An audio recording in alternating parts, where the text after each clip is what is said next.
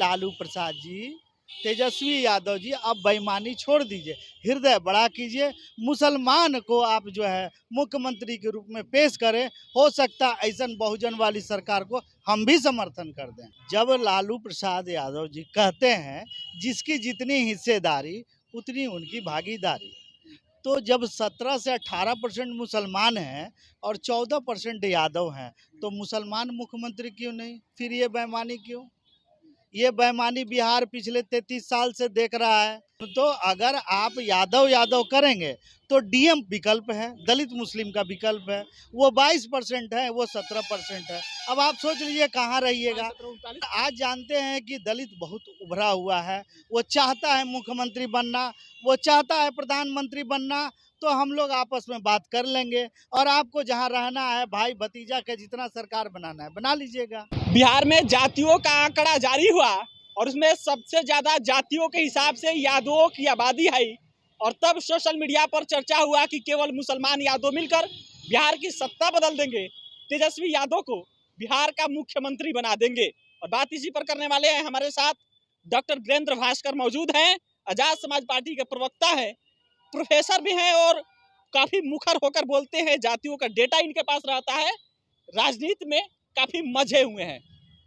वीरेंद्र जी, कहा जा रहा है कि बिहार में जब डेटा कल जारी हुआ तो 18% लगभग मुसलमानों की आबादी आई, 14.2% यादवों की आबादी आई, और तब कहा गया कि अब तो किसी की जरूरत ही नहीं, केवल मुसलमान यादव सरकार चला लेगा, तेजस्वी यादव मुख्यमंत्री बन जाएंगे 25 में। फिर बेईमानी, ये बेईमानी है। जब लालू प्रसाद यादव जी कहते हैं जिसकी जितनी हिस्सेदारी उतनी उनकी भागीदारी, तो जब 17 से 18% मुसलमान हैं और 14% यादव हैं, तो मुसलमान मुख्यमंत्री क्यों नहीं? फिर ये बेईमानी क्यों? ये बेईमानी बिहार पिछले 33 साल से देख रहा है कि आप जो है ना, आपके साथ मुसलमान मजबूती के साथ है कि मजबूरी के साथ है। इतनी संख्या में होने के बावजूद भी एक उप मुख्यमंत्री नहीं। तो मेरा ये कहना है कि लालू प्रसाद जी, तेजस्वी यादव जी, अब बेईमानी छोड़ दीजिए, हृदय बड़ा कीजिए, मुसलमान को आप जो है मुख्यमंत्री के रूप में पेश करें। हो सकता है ऐसा बहुजन वाली सरकार को हम भी समर्थन कर दें। अगर मुसलमान को लालू प्रसाद यादव मुख्यमंत्री का चेहरा घोषित करेंगे, आप लोग भी समर्थन कीजिएगा? क्यों नहीं कर सकते हैं? अरे हम तो, अगर आप यादव यादव करेंगे तो डीएम विकल्प है, दलित मुस्लिम का विकल्प है, वो 22% है, वो 17% है। अब आप सोच लीजिए कहाँ रहिएगा। 39% हो गया। जी जी, एकदम से एकदम हो गया। और आज जानते हैं कि दलित बहुत उभरा हुआ है, वो चाहता है मुख्यमंत्री बनना, वो चाहता है प्रधानमंत्री बनना। तो हम लोग आपस में बात कर लेंगे और आपको जहाँ रहना है भाई भतीजा के जितना सरकार बनाना है बना लीजिएगा। हाँ, तो लालू यादव का नारा है ना, जिसकी जितनी भागीदारी उसकी उतनी हिस्सा। इस पर जातियों का जब डेटा आया, तेजस्वी यादव यही बात बोले कि जिसकी जितनी भागीदार रहेगी उतनी हिस्सेदारी दी जाएगी। ये तो बात मैं बोल रहा हूँ कि मुसलमान 17% पे हैं, तो 17% मुसलमानों को आप बनाइए। तो ये बेईमानी अब छोड़िए और आप खुले रास्ता में, जिस तरह से बीजेपी ब्राह्मणों को मुख्यमंत्री बना रही है, क्योंकि उनका प्रदेश अध्यक्ष कहता है, ब्राह्मण है नहीं, उनके प्रदेश अध्यक्ष स्टेटमेंट देते हैं राजनीतिक कि ब्राह्मण श्रेष्ठ था, है और रहेगा। यानी उनका इशारा साफ है कि अगला मुख्यमंत्री बिहार का ब्राह्मण होगा। तो इनको भी साफ करना चाहिए ना। यादव क्यों? यादव की लालू यादव, राबड़ी देवी, तेजस्वी यादव, ये क्या बात हुई? मैंने क्या रिजर्वेशन हो गया यादव का क्या? ये गलत है सर। थोड़ा हृदय बड़ा कीजिए, मुसलमानों को आगे आने दीजिए, बहुजनों की सरकार बनने दीजिए। दलित भी हो सकता है आपके साथ आ जाए। तेजस्वी भी तो बहुजन में आते हैं। तो बहुजन में तो हमारे चंद्रशेखर आजाद रावण भी आते हैं, सारे दलित आते हैं। दलित को मुख्यमंत्री घोषित कीजिए, हम 22% देने के लिए तैयार हैं। चलिए 17% में क्यों टिके? करेंगे, तेजस्वी यादव करेंगे। करेंगे। अब तेजस्वी यादव को समझना है ना, वो पिछले 10 साल से विपक्ष में है और आगे भी रहना चाहते हैं कि नहीं रहना चाहते, उनको तय करना है। हम लोग कहाँ तय कर रहे हैं? सब तो तय वही कर रहे हैं, स्टेटमेंट भी वही दे रहे हैं।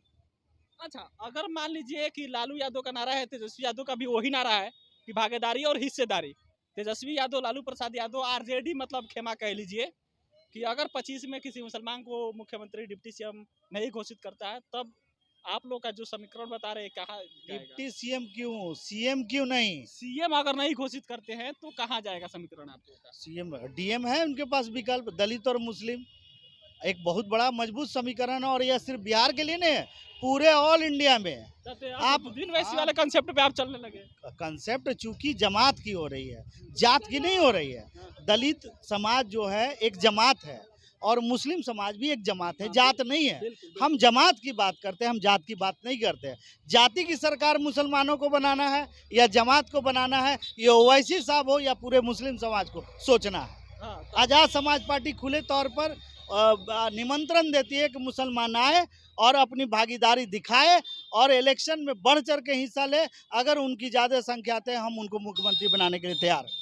चलिए, तो बड़ी बात है, अगर लालू प्रसाद यादव और आरजेडी खेमा अगर किसी मुसलमान को 2025 के विधानसभा चुनाव में मुख्यमंत्री का चेहरा नहीं बनाती है, तो फिर ये मामला बिगड़ सकता है। मामला कैसे बिगड़ सकता है? क्योंकि लालू प्रसाद यादव, आरजेडी के तमाम नेताओं का ये नारा है, सामाजिक न्याय के नेताओं का ये नारा है कि जिसकी जितनी भागीदारी रहेगी उसकी उतनी हिस्सेदारी मिलेगी, और जब मुसलमानों को हिस्सेदारी नहीं मिलेगी तब ये जो MY का समीकरण है उसमें से एम निकलेगा और ये समीकरण बन जाएगा EMD। EMD मतलब मुस्लिम दलित, और समीकरण के हिसाब से 18% मुस्लिम है, 22% दलित है। समीकरण जो चला जाएगा वो चला जाएगा 39%।